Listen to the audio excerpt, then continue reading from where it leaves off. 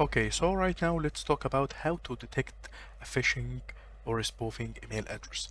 So after you learned actually how to generate and create and build your own phishing email addresses, and we actually learned together how to build or generate phishing email templates, and after that how to actually use these templates and send your phishing email addresses successfully without any suspicious feeling. So right now I'm telling you what is the 7 signs of any phishing email address that you have actually to consider to detect and protect yourself from all of this kind of email addresses. So the first point right here is the greeting. Okay, so if you receive actually any email address with a generic greeting or no greeting at all, you have to actually suspend something like this, because the majority actually of the companies is always start the email address with greeting you by your username. Okay, so if you actually didn't receive your username at first in the greeting email address, or maybe your first name or your last name, so there is something wrong actually. So you have to investigate deeply this email address, because actually 90% this email address is a phishing email. And actually the second point right here is a request for personal information over email address. So for example, maybe it will not redirect you and giving you any malicious hyperlink and force you actually to click on this link. So instead actually maybe will send you a form, a very normal Google form, or any normal not suspicious form that only actually collect from you a very sensitive information, and that's it.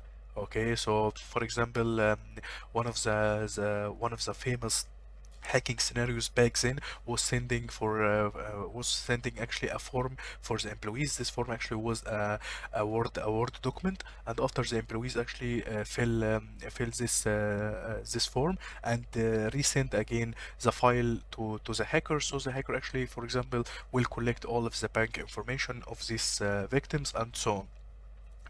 So the third point right here is the buttons with the hyperlinks. So always you have to check the hyperlinks that you are going to redirect it for before you click on these hyperlinks, of course.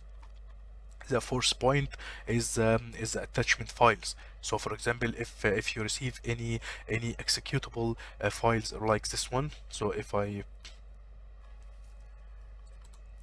zoom in right here, okay, as you can see right here, this file actually is having a Windows executable extension. Okay, so this file maybe will be a very malicious file that after you installing and downloading this file in your machine, it will actually collect all of the credentials stored in your machine, and it will actually send them back to the hacker server.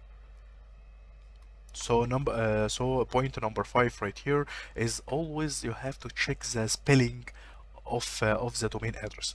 So as you can see in the previous videos, we actually successfully generated a very similar domain address to the real one. So always you have to actually check the domain address and make sure that it's not a misspelled, and or it's not a spoofing domain address.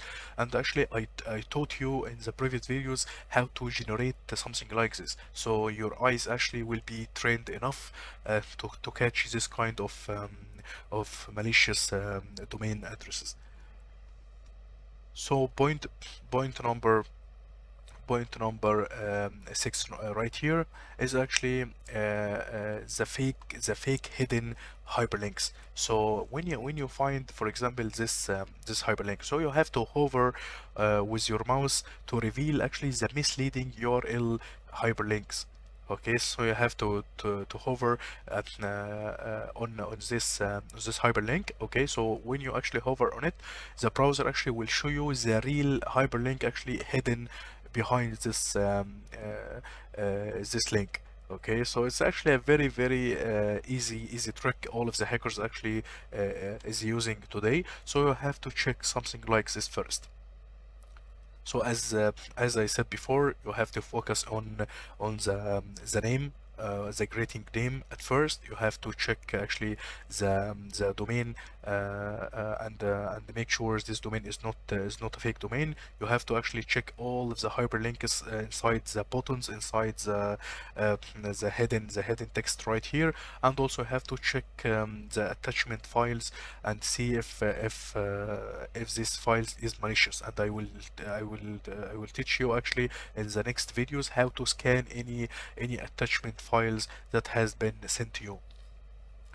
So the last point right here that you have to consider is the spelling and the grammar mistakes, because of course all of the big companies will not send you an email address containing any spelling or any grammar mistakes. So if your eyes actually catch it any spelling or any grammar mistakes, so you have to focus and to consider and suspend this email address immediately.